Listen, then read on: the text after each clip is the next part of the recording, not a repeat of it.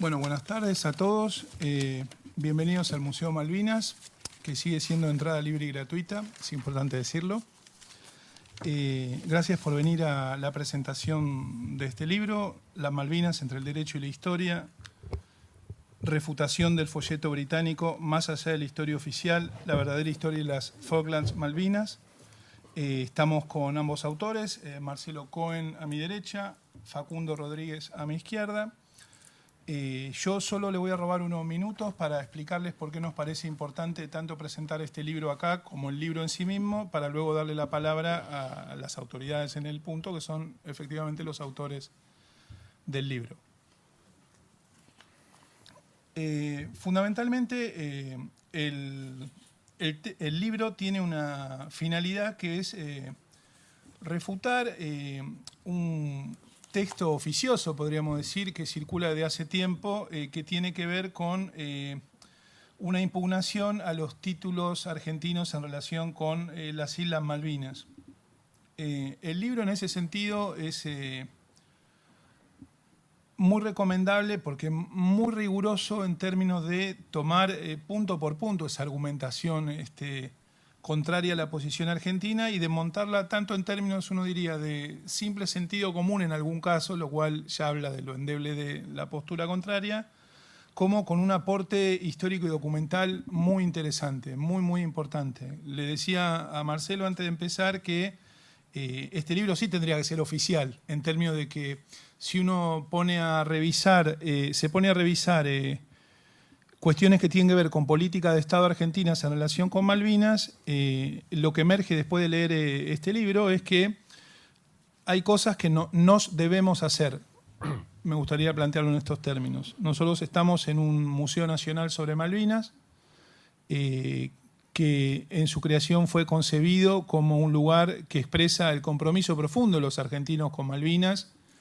Dicho así genérico, lo que estamos imaginando ahora es cómo se encarna ese compromiso y qué significados puede tener incluso más allá de la disputa.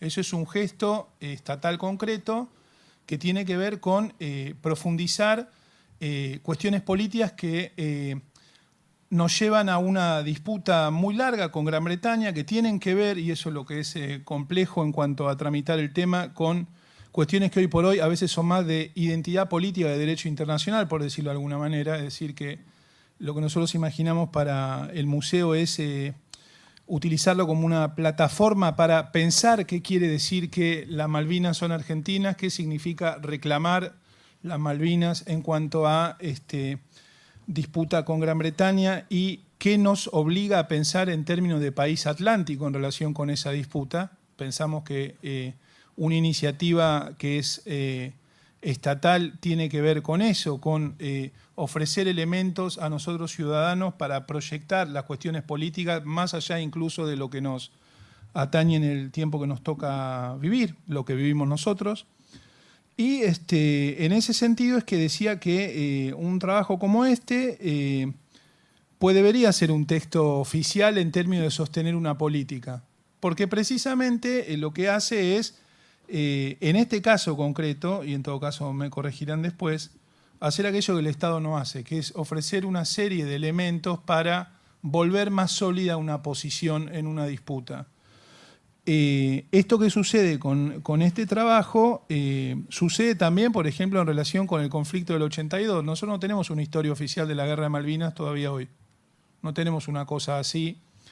Y eso sería útil tanto en términos de política exterior como de política interna, pues sabemos perfectamente que todo lo que tiene que ver con la guerra del 82 es objeto de disputa, en términos históricos podríamos decir, pero sobre todo políticos. Disputas que, cuando se ponen las dos cosas juntas, en definitiva nos traban en aquello que es lo importante, que es la satisfacción de ese reclamo de soberanía.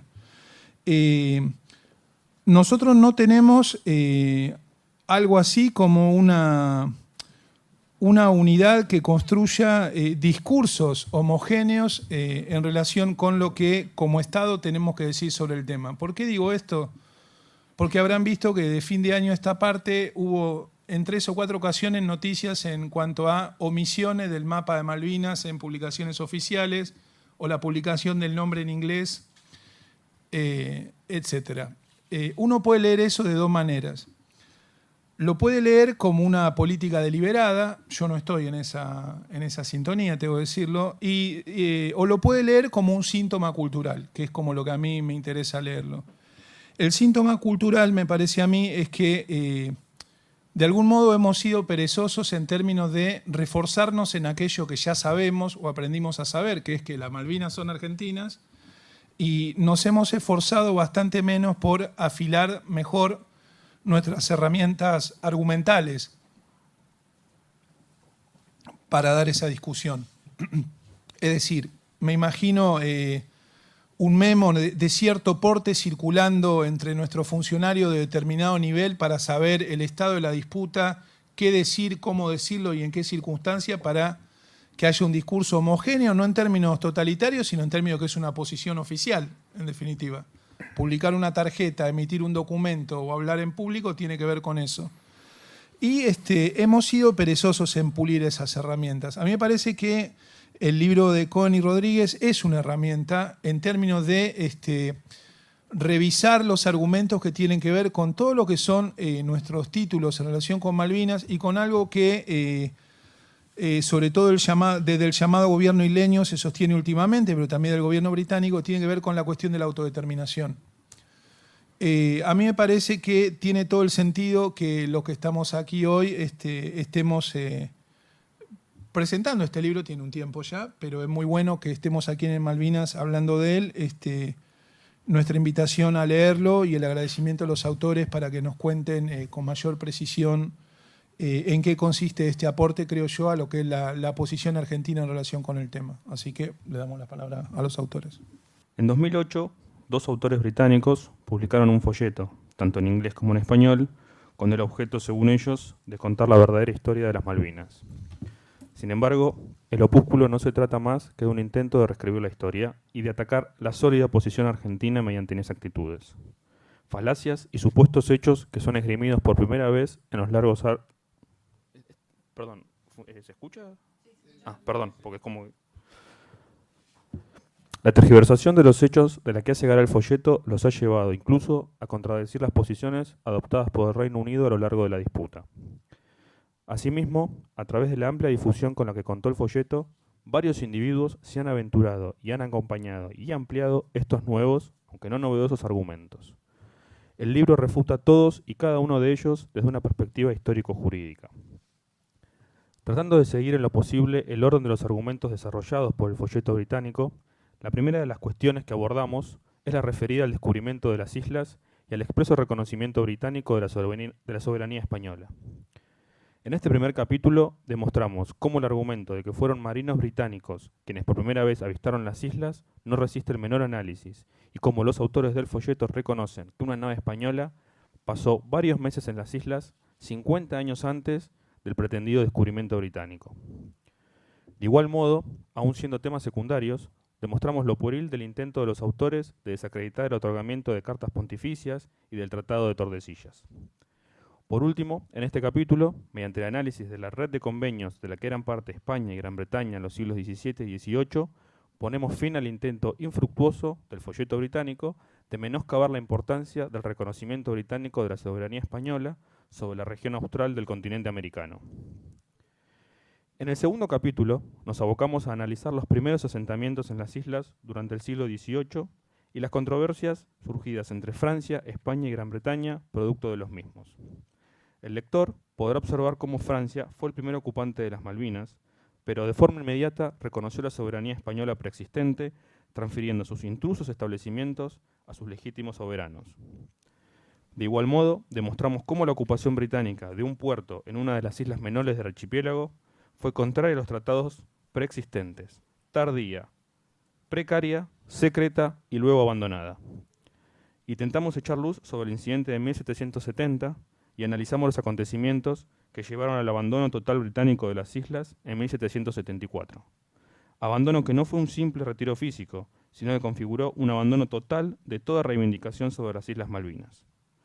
Demostramos cómo la posesión española de la totalidad del archipiélago hasta 1811, fecha del retiro español de las islas, fue efectiva, exclusiva, ininterrumpida, pacífica, pública y de buena fe.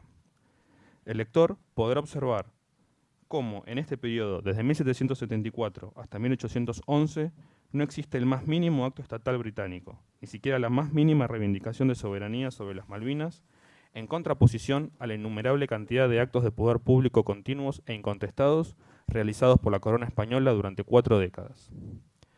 En el capítulo siguiente, nos adentramos a analizar la sucesión de los títulos españoles por parte de la Argentina. Es importante destacar que el folleto británico dice y poco nada sobre este tema de singular importancia, aunque de su lectura se intuye su aceptación a la regla de sucesión de estados conocida como iuti possidetis iuris. Sin embargo, algunos blogueros británicos, intentando ir más allá incluso que los autores del opúsculo, buscan poner en duda este principio de derecho internacional. El derecho internacional reconoce la sucesión de los nuevos estados a la soberanía territorial existente al momento de la independencia. En este apartado demostramos cómo esta regla era oponible a Gran Bretaña y cómo el 25 de mayo de 1810, fecha del movimiento emancipador argentino, España poseía una incuestionable soberanía y posesión sobre las Islas Malvinas y por consiguiente es la Argentina el estado sucesor de los derechos de España sobre las islas. En el cuarto capítulo analizamos el periodo de la administración argentina de las Islas Malvinas, desde la Revolución de Mayo hasta el acto de usurpación por parte del Reino Unido el 3 de enero de 1833. El folleto británico hace simplemente una breve referencia a este periodo, pero la misma está plagada de tergiversaciones. Evitan hechos claves y realizan un esfuerzo monumental para minimizar el alcance del acto de toma de posesión por parte del gobierno argentino el 6 de noviembre de 1820. Intentan tachar de nulidad el decreto de creación de la Comandancia Político y Militar de Malvinas e intentan justificar el accionar ilegal de Gran Bretaña al expulsar a la población y autoridades argentinas, argumentando cínicamente que se trató simplemente de una persuasión y que los residentes civiles no fueron expulsados mediante una grosera manipulación de datos y un arbitrario criterio de diferenciación entre los habitantes de las islas. En este apartado demostramos que el primer acto administrativo argentino relativo a Malvinas se realizó a solo 5 días de haberse constituido el primer gobierno patrio en 1810. Y desde esa fecha hasta el 3 de enero de 1833, la Argentina llevó a cabo infinidad de manifestaciones de soberanía frente a toda ausencia de reivindicación británica. Hacemos un exhaustivo análisis de la toma oficial de posesión de las islas por la Argentina en 1820 y del silencio británico sobre la misma, pese a su conocimiento. Analizamos los actos argentinos de ejercicio de soberanía hasta la creación de la Comandancia de Malvinas en 1829, concesiones de ganado, tierras, pesca, nombramiento de comandantes, entre otras. Y todo, nuevamente, frente a un silencio sepulcral por parte del Reino Unido. Silencio que se dio ante, por ejemplo, el establecimiento de relaciones diplomáticas entre nuestro país y el Reino Unido, o la firma del Tratado de 1825, o incluso ante la certificación por parte del cónsul británico de un acto relativo al ejercicio de soberanía argentina sobre Malvinas. Analizamos la creación de la Comandancia Político y Militar de las Islas Malvinas y la impecable fundamentación jurídica de los títulos argentinos mediante el decreto de su creación, y finalizamos demostrando que mediante el acto de usurpación británico de 1833, además de haber sido contrario al derecho internacional, configuró la expulsión de las autoridades argentinas de las islas y también a parte de la población, entre la que se encontraban mujeres y niños. En el capítulo 5, examinamos los hechos posteriores al acto de usurpación británico. Se trata de un extenso lapso en donde queda demostrado lo injustificado del análisis de los autores británicos, así como la falta de rigor científico de su publicación. Mediante el análisis de las protestas argentinas a lo largo de todo el siglo XIX y XX, del comportamiento argentino y mediante el reconocimiento de los funcionarios políticos y diplomáticos británicos sobre la reivindicación argentina, demostramos cabalmente la claridad y coherencia de la actitud argentina para el mantenimiento de sus derechos de soberanía. Incluso en los periodos de menor acción y la total ausencia de aquiescencia argentina a la usurpación británica. De igual modo, demostramos que la novedosa y fabulada interpretación que hacen los autores británicos del Tratado Anglo-Argentino de 1849, que puso fin al bloqueo británico de los estados del Río de la Plata, no tiene fundamento alguno, ni jurídico ni histórico. Por último, el folleto pretende, mediante el uso de limitada cartografía, demostrar un abandono de la pretensión argentina, siendo el resultado lo contrario a lo que buscaban los autores británicos. La cartografía analizada no hace más que reforzar la posición argentina. En este capítulo demostramos por un lado la constante reubicación argentina en el tiempo y por el otro la constancia británica tendiente a mantener la cuestión abierta de manera indefinida. El último capítulo del libro es quizás el más importante, En él analizamos lo que el folleto llama la gente, la disputa sobre las Malvinas en el campo internacional y la autodeterminación. Asimismo, analizamos el pretendido autogobierno de las islas. Como en los capítulos anteriores, aquí los autores británicos vuelven a realizar un esfuerzo revisionista tendiente a dotar de credibilidad la invocación del principio de libre determinación de los pueblos a la población establecida por el Reino Unido en las islas, incluso a pesar del hecho de que los órganos competentes de las Naciones Unidas jamás han aplicado tal principio a los habitantes de Malvinas. Los autores británicos intentan, de forma infructuosa, demostrar que los isleños se gobiernan a sí mismos en una moderna democracia y que sus vínculos con la metrópolis son casi inexistentes. Mediante el análisis de su constitución, aprobada en 2008, demostramos que no se trata de otra cosa que del viejo sistema colonial británico con un nuevo ropaje. En referencia al derecho de la libre determinación de los pueblos, es llamativo el limitado espacio que los autores le dedican a este argumento, el cual se supone que es el fundamento central británico para mantener la situación de facto y la negativa a entablar negociaciones con la Argentina. Sin embargo, pecan del mismo problema que la tesis oficial británica. No indican cuáles son los fundamentos por los que los isleños deben ser considerados un pueblo titular del principio de libre determinación. Al finalizar este capítulo, el lector podrá ver claramente lo evidente de la manipulación británica sobre este principio y cómo la estrategia británica es utilizar a la población como un instrumento político. La población que habita las Islas Malvinas se trata de un conjunto poblacional predominantemente temporáneo, constantemente renovado y con un crecimiento demográfico totalmente artificial. Para finalizar, me gustaría recordar unas palabras del doctor Alfredo Palacios. El derecho de nuestra Argentina a la soberanía de las Malvinas es innegable. A pesar de ello, una de las naciones más poderosas del mundo, abusando de la fuerza, las mantiene en su poder. Es imperioso que el pueblo conozca su derecho. Los argentinos no hemos reverenciado nunca a la fuerza y a la riqueza, sino a la justicia. Se ha dicho que las naciones, como entes de razón, solo se mueven a impulsos de intereses o de conveniencias nacionales. Les falta el órgano del corazón y les sobra el instrumento del cálculo. Hay, sin embargo, una excepción en la historia. Es la Argentina. Muchas gracias. Sería importante explicar por qué escribimos este libro. Muchos de ustedes pueden preguntarse otro libro más sobre Malvinas, porque efectivamente cualquiera que vaya a una biblioteca o inclusive a una librería encontrará decenas de estantes con bibliografías sobre las Islas Malvinas. Otros también podrán preguntarse si no es atribuirle demasiada importancia a ese folleto de dos autores que no tienen un perfil académico. Y entonces yo creo que es conveniente empezar por explicar por qué con Facundo escribimos este libro. No se trata de una cuestión de autosatisfacción, es decir, salir diciendo tenemos razón y nos quedamos contentos y nada más. Inclusive yo diría que hasta el interés académico existe, por supuesto, pero es secundario. El elemento fundamental por el cual escribimos este libro, y esto puede parecer paradójico, es para contribuir a que un día haya negociaciones para resolver la controversia de soberanía. Puede parecer paradójico porque es un libro polémico, es un libro de refutación, es un libro que tiene un tono también, podemos decir, fuerte, pero es el tono con que los abogados muchas veces escribimos cuando se trata de alegatos. Y esto es una refutación y por lo tanto era necesario utilizar un cierto tono que a lo mejor en otros escritos académicos no utilizamos.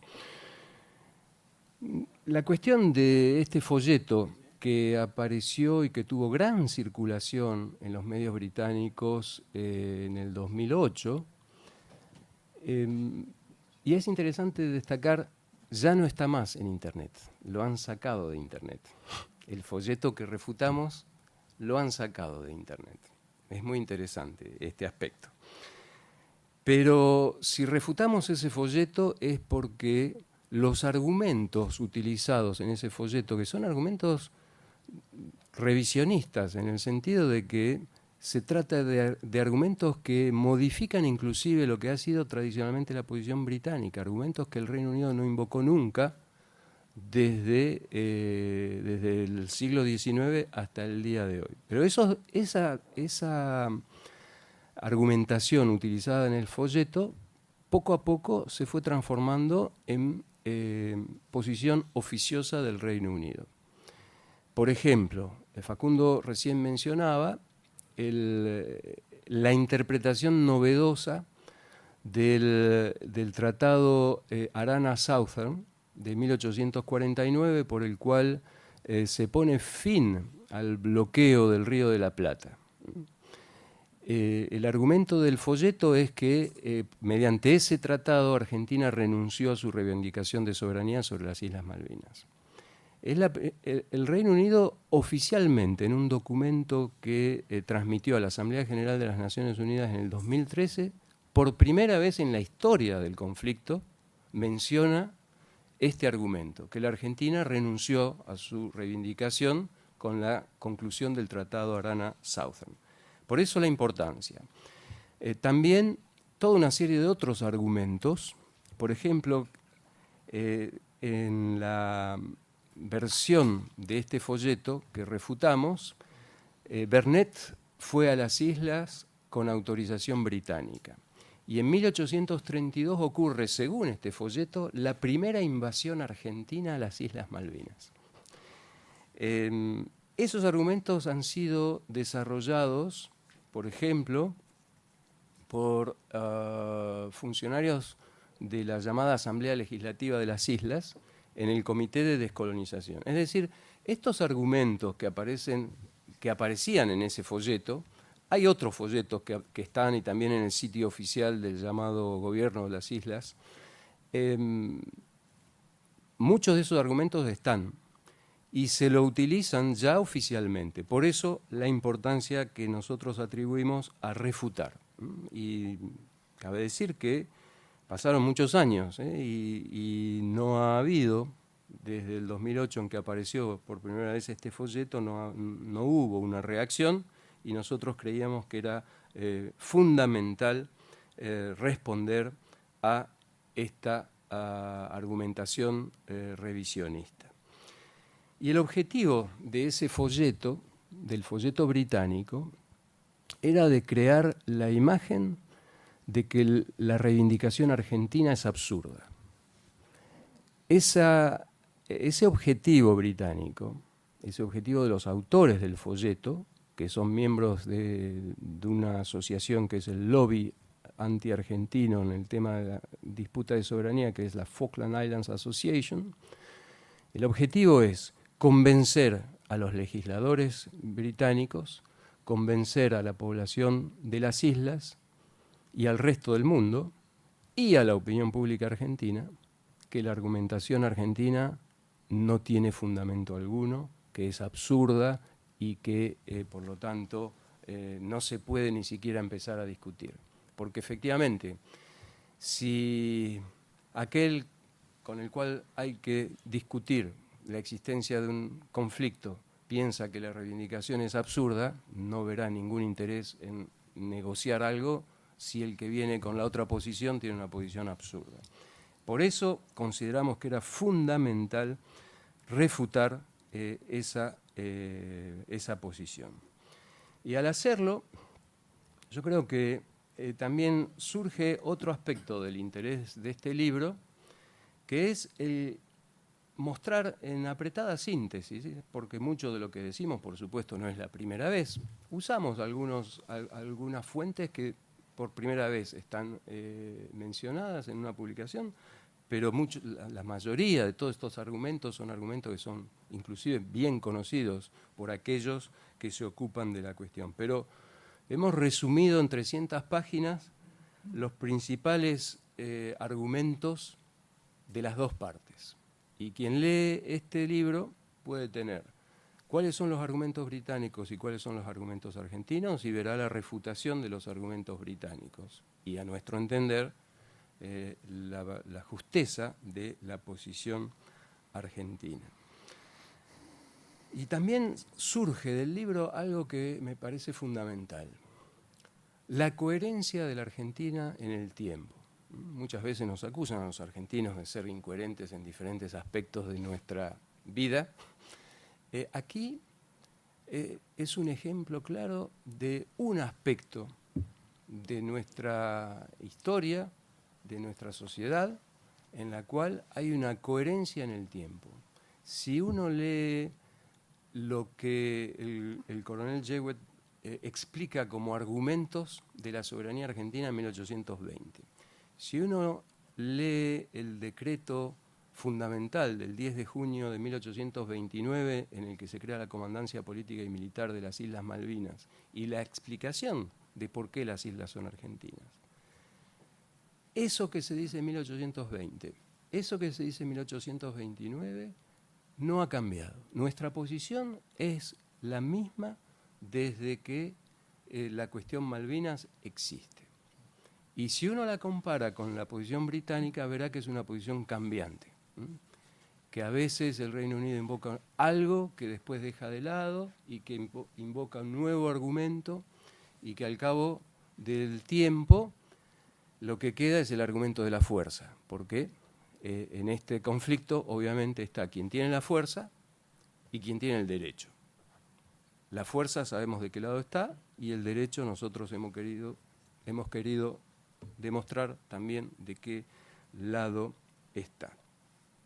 Por eso el objetivo del libro era favorecer a que haya un día negociaciones, decía, y el sentido era explicar que nuestra posición es una posición sólida. Obviamente no somos ingenuos y no creemos que va a haber mañana negociaciones gracias al hecho de que explicamos que la posición argentina es coherente, es conforme al derecho internacional y que la posición británica no lo es. Obviamente que no. Pero sí creemos que para favorecer a que haya negociaciones, aquellos que tienen algo que decir en el conflicto tienen que saber que nuestra posición, contrariamente a la propaganda británica, no es una posición absurda, no es una reivindicación espuria, como dice la propaganda británica, sino es una posición que tiene sólidos fundamentos. Porque para que haya negociaciones, un punto fundamental es, por supuesto, considerar que la reivindicación nuestra es una reivindicación seria. Obviamente hay otros elementos que jugarán para que haya negociaciones y yo voy a tratar de referirme, aunque me vaya un poquito más allá del contenido de este libro. Yo sé que hay mucha gente en nuestro país y en el extranjero que piensa que este es un conflicto que nunca se va a resolver. Yo no sé si inclusive en la sala puede haber alguien quizás que piense que este es un conflicto que nunca se va a resolver o que se va a resolver en un tiempo indefinido o después de muchas generaciones. Yo pienso exactamente lo contrario. Yo pienso que es posible resolver el conflicto, es posible resolver el conflicto de manera favorable para la Argentina, porque obviamente hay una manera muy simple de resolver el conflicto, que no es la que propugnamos, por supuesto, ¿no es cierto? Es el abandono de la soberanía. Yo pienso que hay una manera de resolver el conflicto que sea favorable a la posición argentina y que para eso, por supuesto, hay que adoptar una política concreta. Y muchas veces uno piensa, si uno compara con otros conflictos, muchas veces está la idea de que frente a la presencia británica en las islas, frente al hecho de que hubo una guerra hace más de 35 años, frente al peso que tiene el Reino Unido, actualmente todavía miembro permanente del Consejo de Seguridad, potencia nuclear, etcétera, etcétera, es muy difícil que logremos nuestro objetivo. Muchas veces conflictos que parecían irresolubles o situaciones que parecían que no podían modificarse se desmoronaron como un castillo de naipes. Por ejemplo, si uno piensa en la década del 70, si alguien decía que la Unión Soviética se iba a desmoronar de la manera en que ocurrió un par de décadas más tarde, nadie lo hubiera creído. Si alguien decía, para utilizar otro caso colonial, en la década de los 90 inclusive, del 80, de los 90, principios de los 90, que Timor Oriental, antigua colonia portuguesa que había sido ocupada por Indonesia, que prácticamente la comunidad internacional la tenía olvidada. Si alguien decía a principios de los 90, y a los timorenses, y si algún timorense, yo conozco timorenses, si alguien decía al final de la década Timor Oriental va a ser independiente, nadie lo hubiera creído. Y sin embargo, hoy Timor es un Estado independiente, miembro de las Naciones Unidas. Si alguien en la década del 70 pensaba que un día iba a haber negociaciones entre Israel y la OLP con la idea de que haya dos estados, también, si alguien decía eso en el 70, nadie lo hubiera creído. Lógicamente, yo sé que el conflicto israelo-palestino todavía existe y por diferentes razones es difícil imaginar que esto se va a resolver mañana o pasado, pero la idea misma de que haya habido negociaciones entre estas dos partes y que se haya cristalizado esta idea de dos estados, muestra de que muchas veces lo que parece incólume puede cambiarse y puede ocurrir muchas veces por factores que uno nunca pudiera haber imaginado. Porque a veces esas circunstancias que ocurren, y sí podría mencionar inclusive la cuestión, dentro de la cuestión Malvinas. Hay un cambio en la situación por el hecho de que Pinochet fue arrestado en Londres. Un tema que no tiene nada que ver con la cuestión Malvinas, pero obviamente que puede tener implicancias o que tuvo implicancias en la cuestión Malvinas.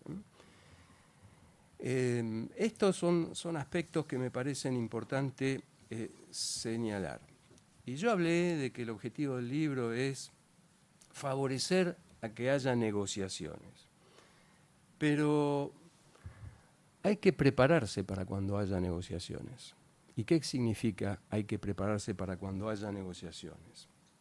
Por un lado, el prepararse ya favorece, ya es un paso para que en el futuro haya negociaciones.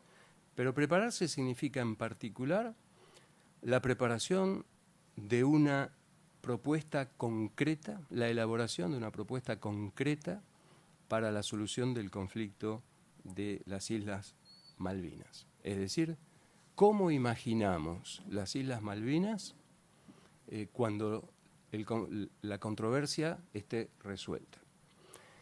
Esta es una cuestión fundamental, porque la propaganda británica muestra a la Argentina como el país colonialista. O sea, los colonialistas somos nosotros, según los británicos.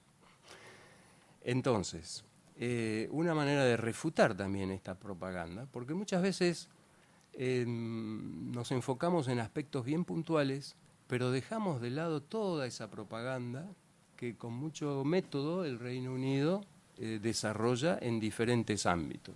Por supuesto en las islas, pero también en el ámbito internacional y en el ámbito parlamentario británico, que alguna vez tendrá su palabra en la solución del conflicto.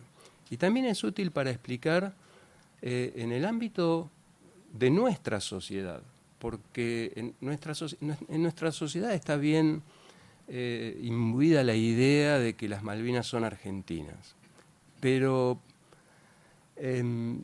la sociedad argentina no tiene una idea clara de qué va a pasar el día que se resuelva, el día que haya negociaciones. Sabemos que los gobiernos argentinos han mencionado y exigen que haya negociaciones para resolver la controversia de soberanía.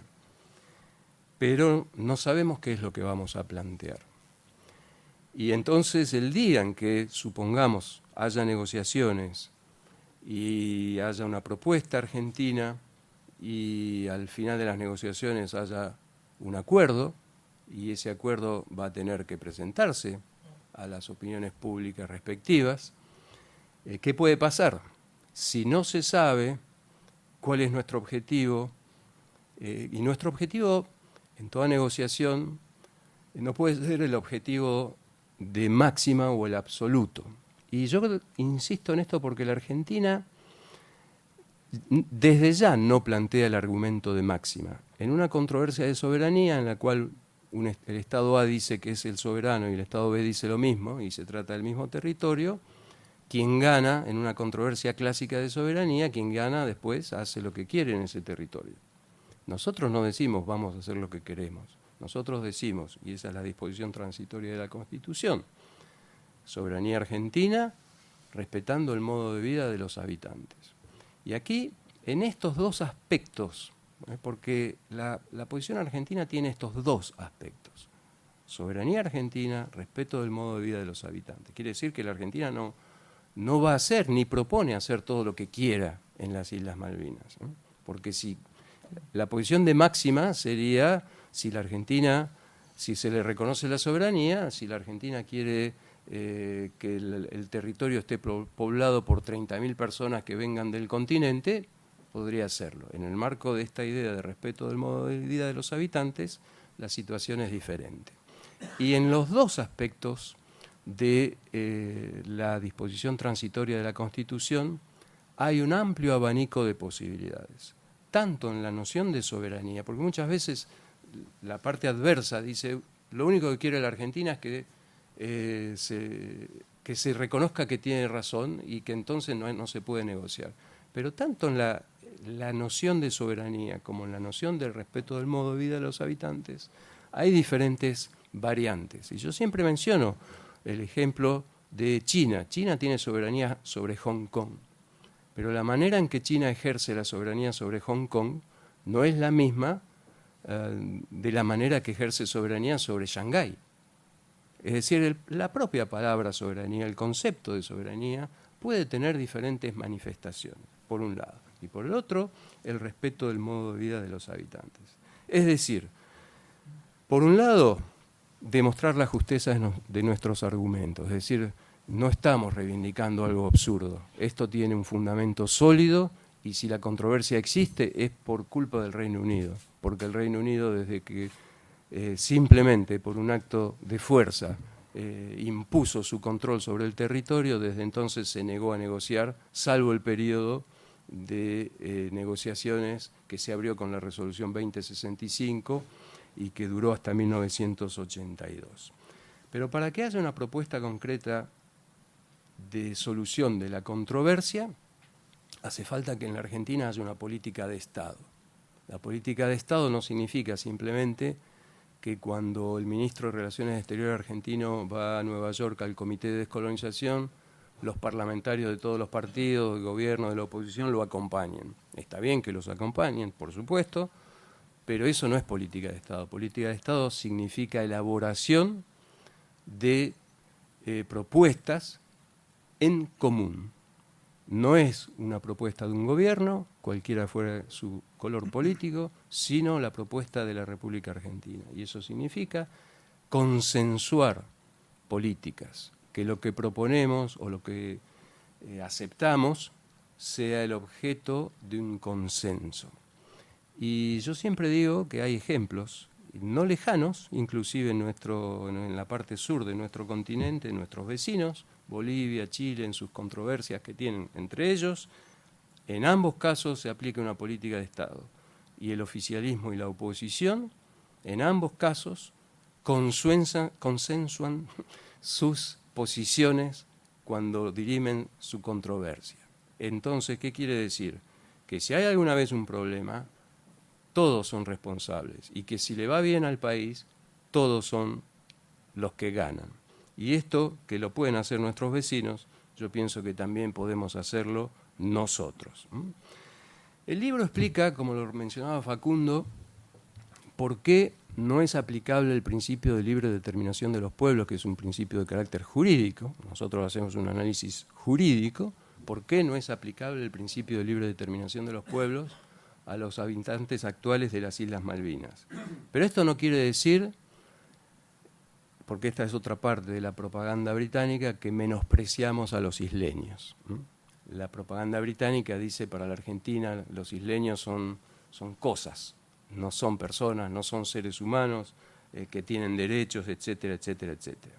Yo lo digo y lo repito siempre, los isleños no tienen derecho de libre determinación en el sentido jurídico, que quiere decir que son ellos los que deciden el destino del territorio o que pueden decidir una controversia que es entre dos estados, la Argentina y el Reino Unido, pero son un elemento importante del conflicto y como grupo, como colectividad humana, tienen derechos individuales y tienen derechos también colectivos. No tienen el derecho colectivo de libre determinación, pero tienen el derecho colectivo que nosotros mismos reconocemos en la Constitución, respeto del modo de vida de los habitantes, o como dicen las resoluciones de Naciones Unidas, respetando los intereses, o teniendo en cuenta los intereses de los habitantes.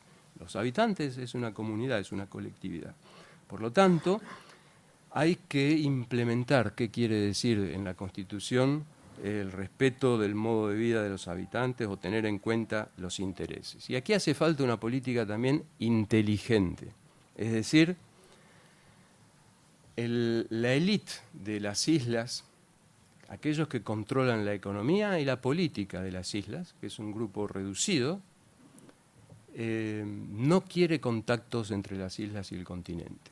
Entonces, generar contactos entre las islas y el continente es un aspecto fundamental. Yo quisiera mencionar, aquí veo que hay un excombatiente, el trabajo que han hecho los excombatientes cuando van a las islas. En muchas oportunidades cuando empezaron a ir a las islas no había ningún contacto con los isleños y fueron ellos los que empezaron el contacto y demostraron que hay una relación humana que puede establecerse y que esto es fundamental, que haya contactos, porque quienes no quieren que hayan contactos entre el continente y las islas son precisamente aquellos que se oponen ferozmente a toda solución de la controversia. Y también hay otro elemento que es importante, que muchas veces nosotros no hacemos, que es el de distinguir. No todos los habitantes de las Islas Malvinas son verdaderamente isleños. Y nosotros tenemos que distinguir entre aquellos isleños, los verdaderos isleños, aquellos que nacieron en las islas, de aquellos británicos que llegaron de Europa y que gracias a la bonanza económica creada por los permisos de pesca, que transformó al territorio en uno de los territorios que tiene el Producto Bruto Interno más alto en el mundo por habitante,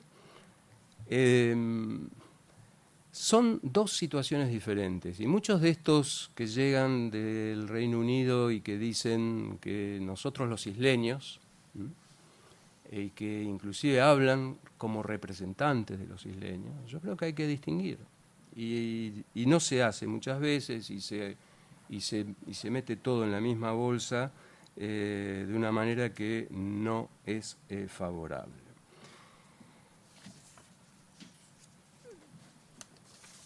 Yo creo, y tengo que ir terminando, que frente al conflicto de las Islas Malvinas hay dos tipos de actitudes que pueden adoptarse. Una, que es la que a veces proponen algunos, es esperar a que la situación sea propicia. Ha habido recientemente algunos artículos en diferentes medios de prensa diciendo que las Malvinas vamos a poder solucionar el conflicto cuando la Argentina sea un país creíble, cuando la Argentina haya sido transformada en el plano interno, etcétera, etcétera, etcétera. Yo creo que no es la manera de enfocar correctamente la situación. Por supuesto, está muy bien que hagamos todos los esfuerzos necesarios para que nuestra sociedad mejore, nuestra situación económica, política y social mejore. Hay mucho para hacer, por supuesto, pero eso no es un argumento, porque ese es el argumento de esperar de manera indefinida. Y yo creo que para empezar hay que empezar ya. Y la cuestión es, en concreto, ¿qué estamos haciendo hoy para favorecer la solución de la controversia? Porque yo creo que desde hace décadas no ha habido una política de Estado o de gobiernos tendientes a solucionar el conflicto. La cuestión no es simplemente de administrar el conflicto, sino de buscar las formas de resolverlo. Y no ha habido hasta el día de hoy, y esa es la necesidad prioritaria. La actitud o de esperar hasta que llegue el día,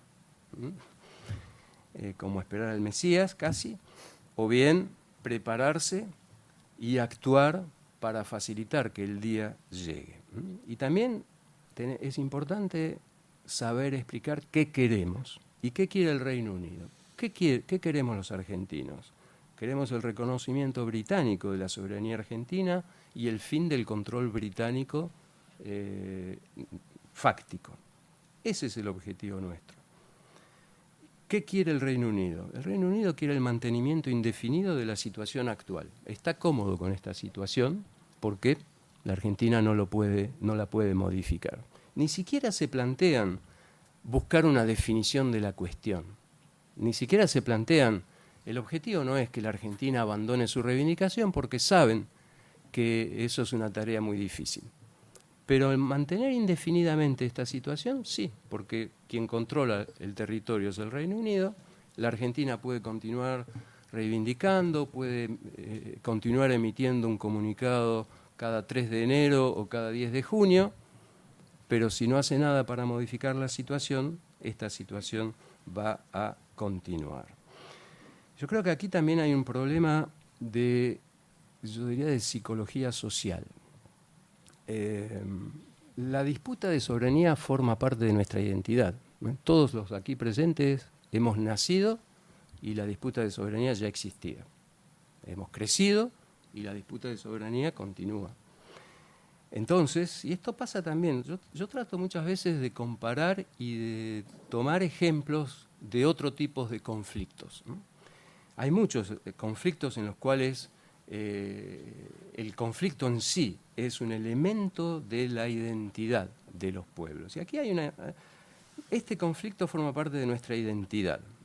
También forma parte de la identidad de los isleños, porque ellos también, todo isleño que nace, y muchas veces dicen que somos la 7ª, 8ª, 9ª, no estoy seguro de que sea verdad la 9ª, pero no importa, somos la 7ª, 8ª generación, pero todas esas generaciones nacieron y había un conflicto de soberanía. Entonces, ¿qué pasa cuando algo está muy, muy presente en la identidad? Existe el temor a lo nuevo. ¿Qué pasa si un día nos levantamos y no hay más conflicto de soberanía sobre la cuestión de las Islas Malvinas? El temor de lo nuevo, el temor también a equivocarse, y eso favorece ¿qué? Favorece el quietismo. Mantener todo igual, seguimos reivindicando, ellos siguen ocupando y no cambia nada. Entonces, eso es a lo que yo invito y a lo que hemos querido también invitar, en cierto modo, con la redacción de este libro. Esta es nuestra posición es sólida y ahora entonces tenemos que ver cómo vamos para adelante, cómo vamos para resolver el conflicto. Yo también tenía una frase del maestro Alfredo Palacios, pero como mi coautor ya mencionó a Alfredo Palacios y después no quiero que nos acusen, aunque no tendría ningún problema. Voy a terminar con una frase de un filósofo israelí, Martin Buber. Dijo lo siguiente, Martin Buber, que se aplica a nuestro conflicto. Lo que se obtiene por la mentira puede disfrazarse con la máscara de la verdad. Lo que se obtiene por la violencia puede presentarse con la máscara de la justicia. Y el engaño puede resultar exitoso por un tiempo, pero más tarde o más temprano se terminará por reconocer que la mentira era en su esencia mentira, y la violencia, violencia. Y la historia les hará soportar la suerte reservada a todo lo que es falso. Muchas gracias.